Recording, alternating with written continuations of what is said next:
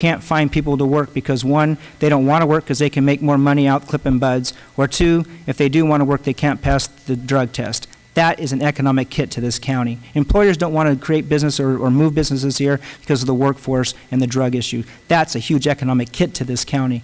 So will there be an economic hit? In that sense, it'll be a positive impact if Measure B passes. Oh, and by the way, it was the leadership of this board who put Measure B on the ballot.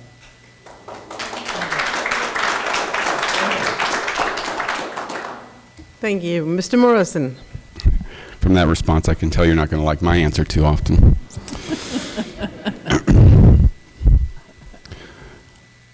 I did a lot of research on this subject, and I found a story that the United States government, the federal government, requested the entire state of Kentucky and their 4-H group statewide, which included children. They were asked to participate in the cultivation of what you call marijuana. Back then it was called hemp because the word marijuana did not exist. There was no differentiation. They requested that these plants be grown all over the state, and they encouraged the participation of the entire family. They recommended ways of having ease to the children so that it did not interfere with their schoolwork or other chores. This was a boon to the country. Since the creation of it, our founding fathers suggested that we incorporate useful plants into our agricultural scheme, and we have failed to do that, and we have the wonderful opportunity in front of us. All of the industrial parts of what you call the medical marijuana trade can be reused into making almost anything that can be made from petrochemical pollutants is what they are, or anything that can be made from wood, can be made from hemp or other bamboo. There's a whole litany of things that we could be using these for. So yeah, there's a lot of loss that we're already losing. And it is unfortunate that people have this very narrow view of the cannabis culture. As far as I'm concerned, it's a human rights issue. But you're not there yet, and I understand that. It's because of the sensationalism of it all. You haven't really done enough research on the matter. As the economic hit that we're going to take, yes, it will be a silent tsunami, much akin to the food crisis that we're about to witness soon. And I wonder, when did clear cutting and the poisoning of the rivers become more environmentally sound than a couple of diesel spills? Mr. Rickel. Okay, marijuana, the board, economic development hit. To kind of backtrack a little bit, I think that when we talk about a water agency, 2.5 people isn't much of an agency. When we talk about the Sand District, we're talking about, well, now he's paying attention when people went before a couple of years ago. And specifically on B, B came out of an effort that I originally started, which was called Sensible Medical Marijuana, which was basically, apparently you and I can't tell the Sheriff's Department to spend more focus or spend their money. So through his leadership, conspiracy leadership, and it included people in this room and others, you now have B. I have a lot of problems with B, but it's the only alternative we have. In my own neighborhood, I have issues. I have spent time, money, and energy in providing video, time, dates, individuals to task force, and the simple fact is, unless they fall down in front of them, as you read in the journal of all these traffic stops, they're not very proactive. So I don't think we're going to have an economic hit. I think we'll adjust. As others have stated, we have all sorts of other issues. I mean, I'm more concerned about when you have Freeman Brothers and you have Walmart that say over 60% of the people who applied for jobs can't pass a drug test. That is significant.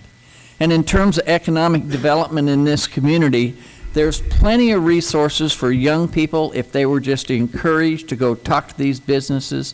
I mean, many years ago, I started raking leaves, and then I was a busboy, then I was a dishwasher. And I think that's the progression that you have to go through to build your own personal economic development. Thank you. Dolly Brown. Oh, that's a a lot of subject to get in. Do I get I 1 know, minute but- for like each one? One for one? No? I have to do that. Okay. So I'm going to first address Measure B. I am kind of like in the middle. I don't smoke it, I don't grow it, and I don't have neighbors who do. So I approach this from a little bit different perspective. I don't think Measure B is going to do what people think it's going to do. I don't think that one commercial big grower is going to stop doing what he's doing because Measure B passes. I mean, I'm trying to be realistic here. That won't affect them at all. So I don't think there's going to be a big economic hit on this. But what I did do is look, what can I do to help? Because enforcement seems to be the issue here. People are, the crime and the big commercial growers. So I thought, well, what can I do to help in this economic hard times? And Sheriff Allman said that he needs an honor farm, would like to have an honor farm so he can get about 80 nonviolent prisoners out of jail. And so I went and I found that 8 acres that we can use for an honor farm about a mile away from the jail. We'll get 80, and it does a social program as well because those are a lot of repeaters. They're nonviolent. They can stay at home and learn and to go and actually show up at work, do their work, and come home. And so that will free up resources for more enforcement officers, because that's what this is really about, is enforcement. We need to get rid of the big commercial growers. And as far as the kids, I had to leave Mendocino County because there weren't any jobs here. The jobs aren't going to magically appear. We're going to have to help create them. And I want to aggressively, that's why I want to win on June 3rd, because I want to have at least 15 grants for green, low-income housing projects ready to go when I get sworn in. I think it's January 3rd. And so use kids in the summertime. The work bill, there's a lot of things that you can do. We just have to think out of the box, but we just need to do them. That's why I'm running. We need to do it. Thank you. Okay. We've been around, I think. Did I do a 30-second rebuttal, please? Okay. The majority of the people who are going to vote on this come June will, admittedly, when you walk into that booth, confess this: you have very little to do with the culture of cannabis itself. You are very removed from it. The majority of the people that I spoke to, a woman today, she just came up from the Bay Area. She's new. She just bought a home. She's voting. She has no clue what to do about except vote against Measure B. You're going to regret this. It is not going to get the big growers. It's going to further separate the middle class, and a lot of innocent people are going to lose their homes. That's what this is about. It's not wise. Short rebuttal before we close. When you live in a neighborhood and you have a so-called mom and pop person growing their 25 or 4 cards or whatever, they have drug traffic. That's bringing in elements in your neighborhood that do not know the kids and other issues in that neighborhood. That's the problem. Not the money, but it's the security of the neighborhoods that is being ignored for the dollar. Okay, here's one. I would like to hear some concrete ideas, plans of what you believe should happen on the old Masonite land.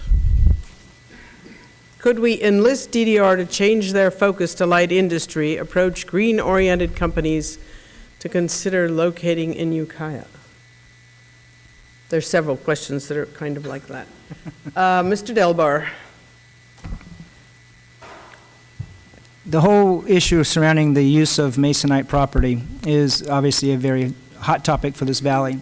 And it's one that the board has asked and has received input from the community. What the Board of Supervisors did, despite what some people may think we did, what we actually did was we asked the environmental impact report process to look at what mixed use would be, what industrial uses would be on that parcel, so that as responsible leaders, we have all the information